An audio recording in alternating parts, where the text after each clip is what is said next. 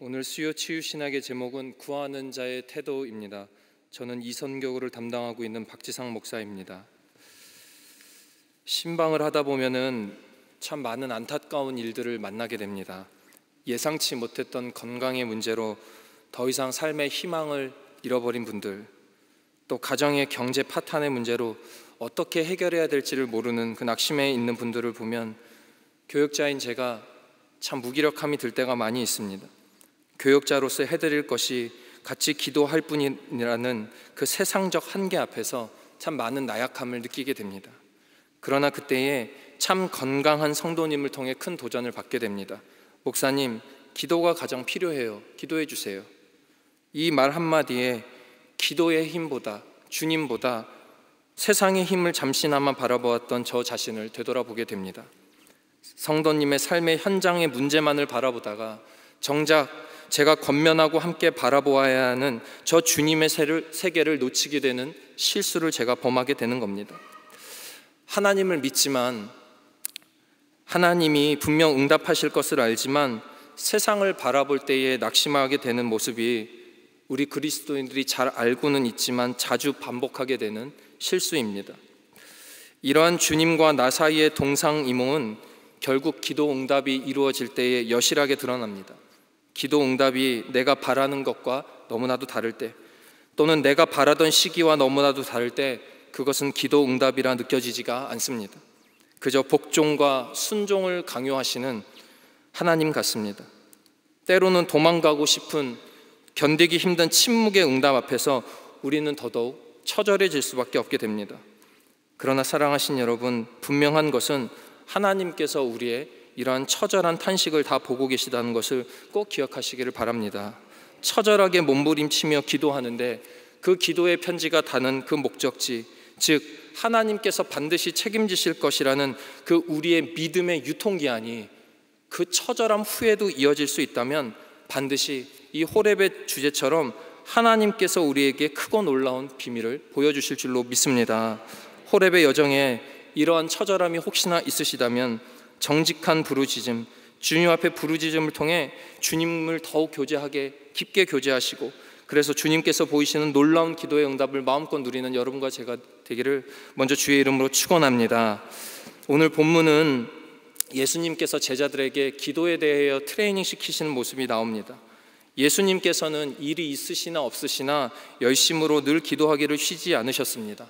아니, 오히려 공생애를 앞두고 광야에 기도하러 가셨고, 십자가에 못 박히시기 전에는 습관을 따라 기도하러 올라가셨습니다.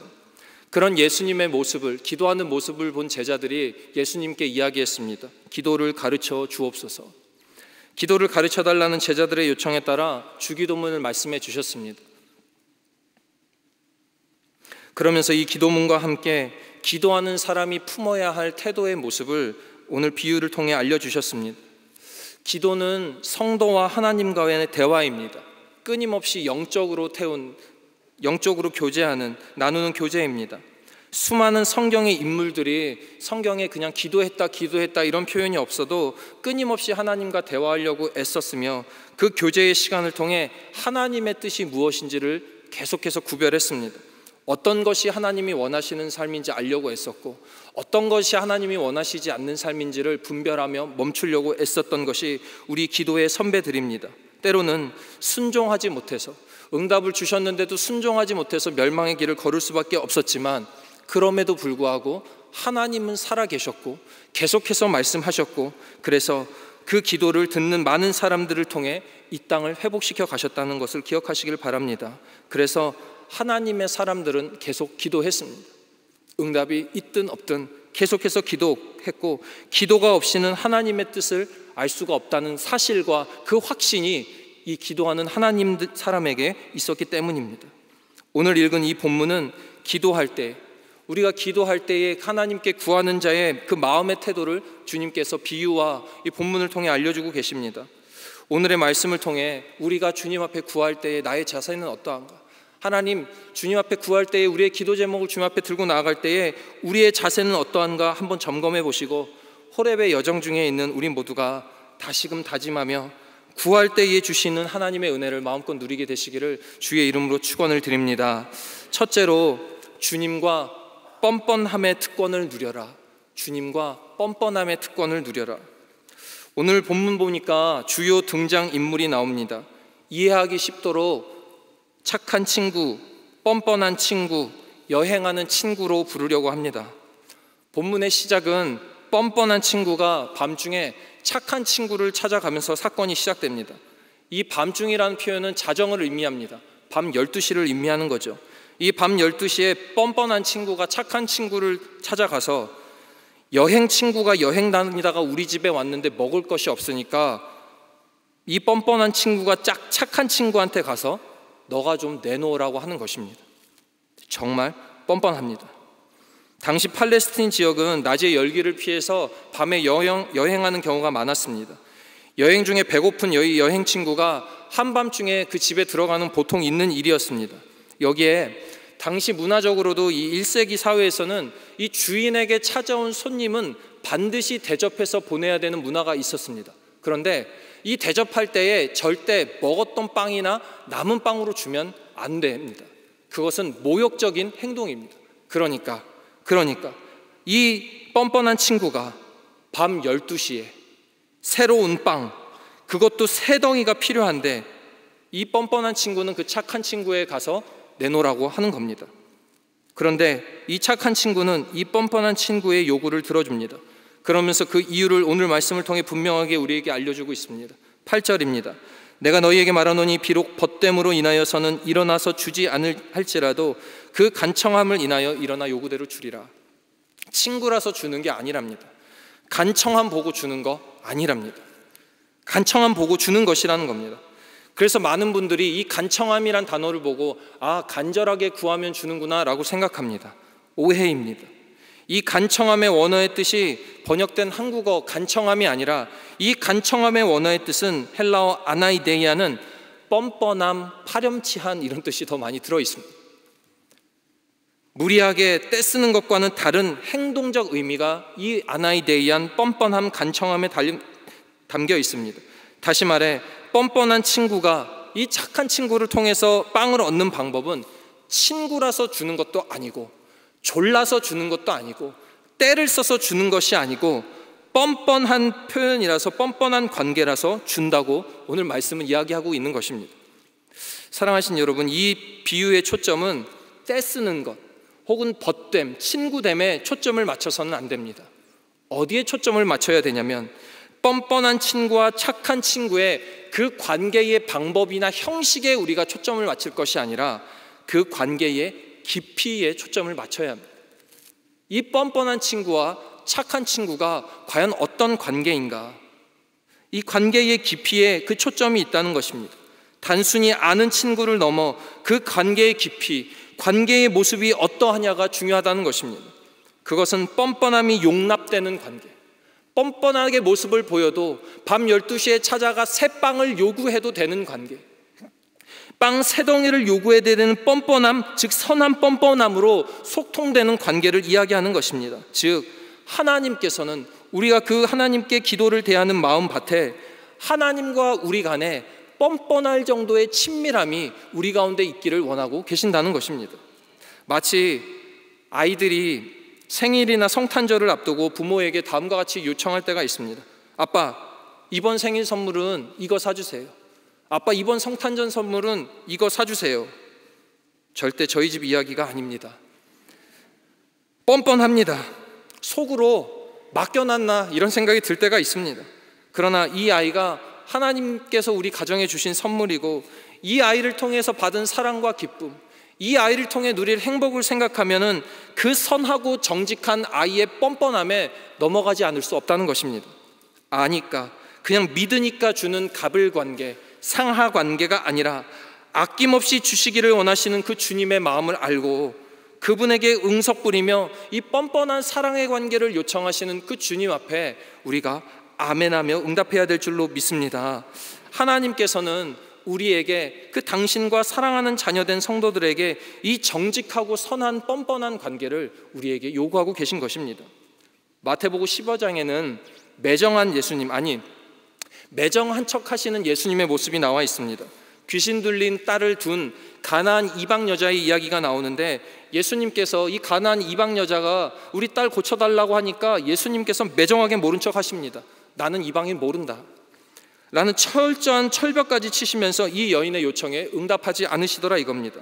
마태복음 15장 26절에 이렇게 나와 있습니다. 그러면서 이렇게 그 가나안 여자에게 이야기합니다. 자녀의 떡을 취하여 개들에게 던짐이 마땅하다. 그러나 그때에 이 가나안 여자는 이렇게 뻔뻔하게 이야기합니다. 여자가 이르되 주여 올소이다마는 개들도 제 주인의 상에서 떨어지는 부스러기를 먹나이다. 뻔뻔한 반문을 합니다. 그런데 그 뻔뻔함은 무례함이 아니었습니다. 반드시 기적을 베푸실 주님을 믿는 사랑의 요청이요 믿음의 고백을 그 뻔뻔한 무례함을 통해 예수님께 드렸던 것입니다. 그 결과를 15장 28절 마태복음 15장 28절은 이렇게 이야기합니다. 이에 예수께서 대답하여 이르시되 여자여 내 믿음이 크도다. 내 소원대로 되리라 하시니 그때로부터 그의 딸이 나으니라. 내 소원대로 되리라. 내 소원대로 되리라. 뻔뻔함이 무례함에 멈추는 것이 아니라 아는 것을, 그 예수 그리스도를 아는 것을 넘어서는 믿음, 마치 말하지 않아도 되는 그 믿음으로 그 사랑을 느끼는 것 같은 예수님을 온전하게 경험하는 믿음이 그 안에 있을 때에, 그 신뢰를 주님 앞에 뻔뻔하지만 드렸을 때에 그 믿음의 열매와 요청을 구하는 자에게 주시는 것을 믿으시길 바랍니다. 주님과의 뻔뻔한 사랑의 관계, 그 특권을 마음껏 누리시며 주님께 구하시는 여러분과 제가 되기를 주의 이름으로 축원합니다.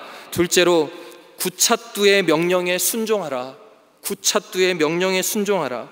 주님은 오늘 말씀에서 이 뻔뻔한 친구 비유에 이어 또라는 표현을 쓰시며 우리가 구할 때의 태도를 말씀하고 계십니다. 9절 말씀입니다. 내가 또 너희에게 이르노니 구하라 그러면 주실 것이요 찾으라 찾아낼 것이요 두드리랴 너희에게 열릴 것이니. 이 세 개의 명령, 구하라 구하라 두드리라는 문법적으로 능동태 명령법이라는 문법이 사용되었습니다. 능동태 명령법. 이 문법은 그리스어와 라틴어에만 있는 문법인데 쉽게 말해 능동적으로 해라 라는 표현과 함께 습관적인 태도를 의미하는 문법입니다. 그러니까 구하는 이 기도에 있어서 습관적인 태도 행동 장착해라 라고 말씀하시는데 그것이 명령, 구차뚜 구하라 찾아라 두드리라입니다. 그리고 그 구하라 찾아라 두드리라라는 명령과 함께 그 결과를 우리에게 허락하여 주시는데 이 원어를 직역하면 이렇습니다. 너희는 요청하라 그러면 주실 것이다. 너희는 찾아라 그러면 너희가 찾게 될 것이다. 너희는 두드리라 그러면 너희에게 열릴 것이다. 이 기도의 명령문을 알려주시면서 그 마음밭에 뻔뻔한 사랑이 채워졌을 때에 하나님 관계를 가지고 할 수 있는 명령의 기도를 알려주시는데 그것이 구차뚜 이것입니다. 예수님께서도 늘 그 자신이 주님 앞에 구하고 찾고 두드렸습니다. 누가복음 22장에는 예수님께서 잡히시던 날 밤 바로 전날에 그 예수님께서 무엇을 하셨는지 모습이 나와 있는데 누가복음 22장 39절입니다. 예수님께서 나가사 습관을 따라 감냄산에 가심에 제자들도 따라갔다. 습관을 따라 전에 하던 대로 기도하셨답니다. 전에 하던 대로 구하셨답니다. 전에 하던 대로 하나님의 방법을 구하셨답니다. 전에 하던 방법대로 기도하시며 두드렸다는 것이 이 예수님의 기도의 모습을 통해 우리에게 알려주시는 것입니다. 사랑하는 여러분, 왜 이렇게 이 습관을 강조하시냐? 왜 이렇게 이 습관을 통해 명령까지 하시면서 습관적으로 우리에게 이 순종을 가르치시냐? 습관이 되지 않으면 순종하기가 어렵기 때문에 그렇습니다. 좋든 싫든 습관처럼 나의 삶처럼 할 때에 그것이 나에게 순종으로 다가오는데 습관처럼 하지 않으면 순종하기가 어렵게 되는 것입니다. 여선교회 성가대 여러분, 오늘 나오시면서 안 피곤하신 분 별로 없을 겁니다. 그런데 피곤하지만 습관처럼 수요일 되니까 에휴 내가 나가야지 하고 나니까 하나님께서 그 순종의 찬송을 기뻐 받으시는 것을 믿으시길 바랍니다. 호렙산 힘듭니다.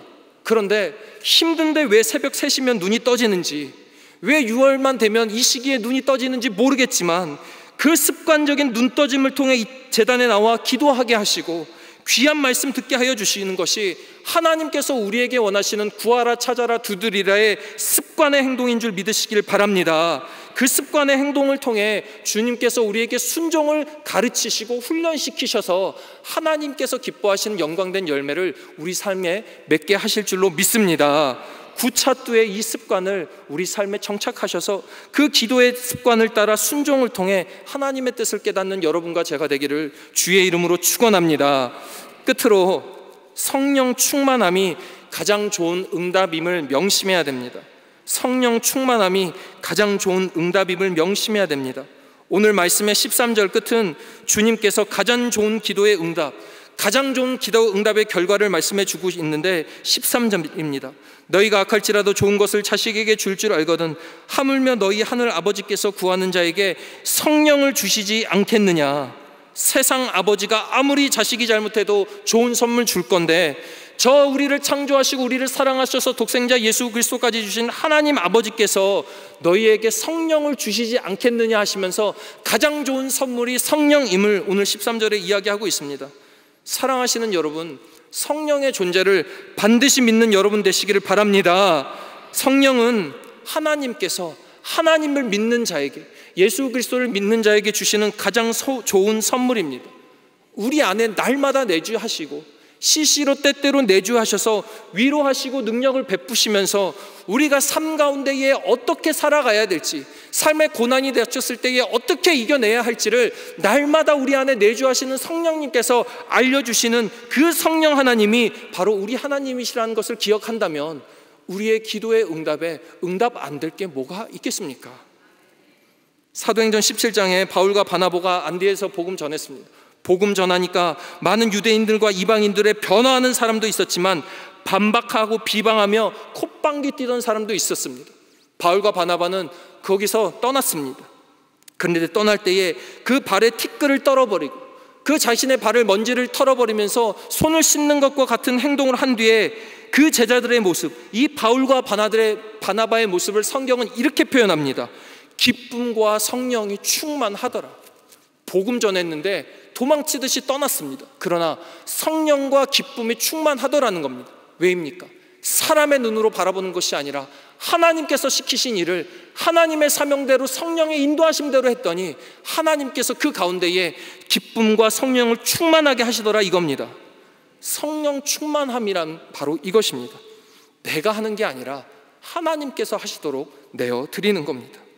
내가 연약하여 아무것도 할 수 없을 정도까지 바닥을 칠 때까지 몸부림을 치면서 몸부림에 힘까지 없을 때까지 내가 그 바닥으로 갔을 때에 말할 수 없는 탄식으로 내 대신 기도해 주시는 그 성령을 붙잡을 때에 우리는 그제서야 우리 안에 성령 충만함을 경험하게 되는 줄로 믿습니다. 성령 충만함을 이야기하는 좋은 찬양이 하나 있습니다. 가사가 이렇습니다. 오늘 이곳에 계신 성령님, 우리에게 말씀하시고 우리를 가르치소서.